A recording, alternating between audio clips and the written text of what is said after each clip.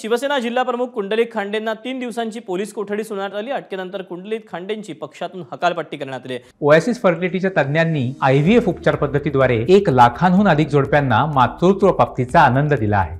मोफत appointment book करण्यासाठी आजच संपर्क साधा। पक्षविरोधी कारवाई केल्याचा ठपका ठेवत कुंडलिक खांडेंवर ही कारवाई करण्यात आली आहे। 2 दिवसापासून व्हायरल होत असलेल्या कथित ऑडिओ क्लिप प्रकरणामुळे कुंडलिक खांडे हे चांगले चर्चेत आले आहेत। बीडचे शिवसेना एकनाथ शिंदे गटाचे जिल्हा प्रमुख कुंडलिक खांडे यांना पोलिसांनी अटक केली आणि त्यानंतर त्यांच्यावर पक्षाकडून पक्षविरोधी कारवाई केल्याचा ठपका ठेवत निलंबनाची कारवाई करण्यात आलेली आहे।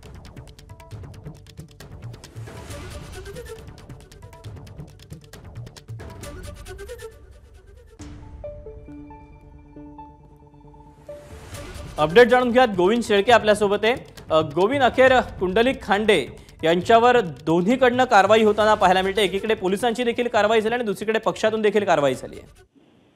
दीपक, आपण बघतोय की कुंडलिक खांडे यांचा कथित ऑडिओ जे व्हिडिओ व्हायरल झाला त्यानंतर जी चर्चा राजकीय होत होती ती थांबती न थांबती तोच त्यांना जुन्या एका प्रकरणामध्ये पोलिसांनी काल ताब्यात घेतलं आणि पोलिसांच्या या कारवाईनंतरच खरं शिवसेना पक्षाकडून त्यांची हकालपट्टी करण्यात येत असल्याचं पत्र काढण्यात आलं। आज आपण बघतो की बीड ग्रामीण पोलिसांनी त्यांना ज्यावेळी बीडच्या जिल्हा व सत्र न्यायालयासमोर उभा केलं त्यावेळी न्यायालयाने त्यांना 3 दिवसाची म्हणजे 2 तारखेपर्यंतची पोलीस कोठडी दिली।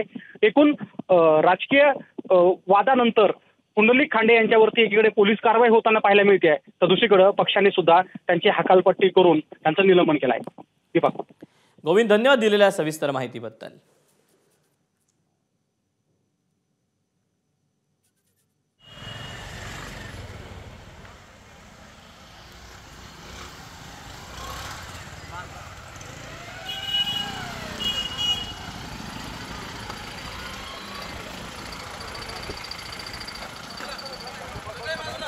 एका जुन्या प्रकरणामध्ये कुंडलिक खांडे यांच्यावर पोलिसांनी कारवाई केली, त्यांना ताब्यात घेतलं आणि त्यानंतर आता 3 दिवसांची पोलीस कोठडी त्यांना सुनावण्यात आली आहे। तर दुसरीकडे लोकसभा निवडणुकीमध्ये विरोधी पक्षाच्या उमेदवाराला मदत केल्याचा त्यांच्यावर आरोप करण्यात आलेला आहे आणि या सगळ्या प्रकरणी आता कुंडलिक खांडे यांच्यावर शिवसेना शिंदे गटाच्या वतीने देखील कारवाई करत त्यांची पक्षातून हकालपट्टी केलेली आहे।